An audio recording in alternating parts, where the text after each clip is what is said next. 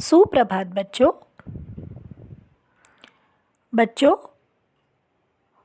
कुछ बच्चों को प्रश्नोत्तर याद नहीं हो रहे हैं, ये मैंने ज़ूम क्लास में देखा। और जो बच्चे याद कर रहे हैं वो पूरा रट्टा मार रहे हैं।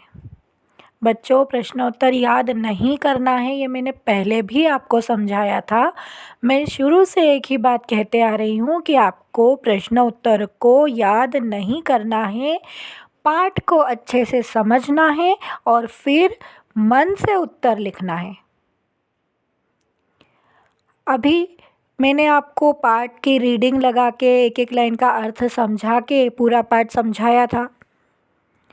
हो सकता है कुछ बच्चों को चित्र द्वारा अच्छे से समझ में आता हो, इसलिए मैं दोनों प्रकार से पाठ समझा रही हूँ ताकि आपको प्रश्न उत्तर का रट्टा नहीं मारना पड़े, आप समझकर उत्तर लिखें। इसके बाद जब मैं ज़ूम क्लास लूँ तभी आप सभी को पाठ 8 आचार्य चाणक्य और पाठ 9 स्वाभाविक दान के प्रश्नोत्तर याद हो जाना चाहिए। और पाठ 9 स्वाभाविक दान एक कविता है, इस कविता को किस प्रकार से गाना है यह भी हम वीडियो द्वारा देखेंगे। तो आज हम ये दोनों वीडियो अच्छे से देखेंगे, चित्र के द्वारा कविता याद करेंगे, दोनों पाठ के प्रश्नोत्तर समझेंगे, कविता को गा गा कर याद करेंगे। ठीक है, आइए हम देखते हैं चित्र द्वारा पाठ 8 आचार्य चाणक्य और पाठ 9 स्वाभाविक दान। आचार्य चाणक्य। पाटलिपुत्र पटना में रहने वाले आचार्य चाणक्य की चिरवांछित इच्छा थी कि उन्हें संतान प्राप्ति हो। एक दिन उनकी यह अभिलाषा पूरी हुई और उन्हें पुत्र रत्न की प्राप्ति हुई। लेकिन यह शिशु अन्य शिशुओं के समान नहीं था। देखिए नाथ, यह अन्य नवजात शिशुओं की भांति जन्म लेते ही नहीं रोया। हाँ, मैंने भी इसका रुदन नहीं सुना। अरे, इसके मुख में तो संपूर्ण दांत विद्यमान हैं। एक ज्योतिषी ने भविष्यवाणी की कि संपूर्ण दांत होने के कारण यह बालक बड़ा प्रतिभाशाली होगा और बड़े साम्राज्य का स्वामी बनेगा। यह सुनकर आचार्य चाणक्य चिंतित हो गए, क्योंकि वे साम्राज्य चलाने को क्षत्रियों का काम मानते थे। अगर ऐसा है तो मैं इसके दांत ही तोड़वा देता हूँ, तब भी यह दूसरे व्यक्ति द्वारा राज्य की स्थापना करवाकर उसके माध्यम से राज करेगा। आचार्य चाणक्य ने बालक का नाम विष्णुगुप्त रखा। समय के साथ विष्णुगुप्त बड़ा होने लगा। वह कुशाग्र बुद्धि का स्वामी था। एक दिन वह मंत्रोच्चारण कर रहा था।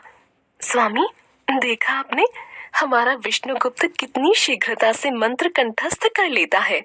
मैं इसे शिक्षा दीक्षा के लिए तक्षशिला विश्वविद्यालय भेजना चाहता हूँ। वहीं रहकर यह अपने उद्देश्य की प्राप्ति कर सकेगा। तक्षशिला विश्वविद्यालय में सभी विषयों के विद्वान आचार्य थे। देश विदेश में उनकी ख्याति थी। विश्वविद्यालय के प्रधानाचार्य आचार्य चाणक्य परिचित थे। पिता की आज्ञा पाकर विष्णुगुप्त तक्षशिला विश्वविद्यालय में पहुंचा और प्रधानाचार्य से मिला। तुम्हारा इस विश्वविद्यालय में स्वागत है। क्या तुम्हारे पिता ने मेरे लिए कोई संदेश भेजा है? जी आचार्य, उन्होंने एक पत्र आपके नाम दिया है। ठीक है विष्णुगुप्त, लेकिन विश्वविद्यालय के नियम के अनुसार तुम्हें एक परीक्षा देनी होगी। परीक्षा में उत्तीर्ण होने के बाद ही तुम यहाँ शिक्षा पाने के योग्य समझे जाओगे। मैं परीक्षा के लिए तैयार हूँ आचार्य। 2 आचार्यों ने विष्णुगुप्त की परीक्षा ली। वे उसकी कुशाग्र बुद्धि से बहुत प्रभावित हो गए और उसे विश्वविद्यालय में प्रवेश मिल गया। विष्णुगुप्त विद्वान आचार्यों से शिक्षा प्राप्त करने लगा। उनका सानिध्य पाकर उसकी प्रतिभा और निखर गई। वह कुछ ही वर्षों में राजनीति शास्त्र, दर्शन शास्त्र, रसायन शास्त्र, ज्योतिष आदि में पारंगत हो गया। उसके तर्क सुनकर सभी दंग रह जाते। जब उसकी शिक्षा पूर्ण हुई तो वह प्रधानाचार्य से घर लौटने की अनुमति लेने उनके पास आया। विष्णुगुप्त, मैं और तुम्हारे पिता चाहते हैं कि तुम यहीं रहकर राजनीति और अर्थशास्त्र के आचार्य का पदभार संभालो।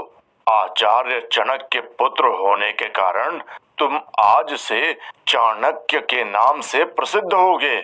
जो आज्ञा आचार्य। आचार्य चाणक्य वहीं रहकर शिक्षण कार्य करने लगे। उनकी विद्वत्ता की ख्याति दूर दूर तक फैलने लगी। दूर दूर से विद्वान उनसे शास्त्रार्थ करने आने लगे।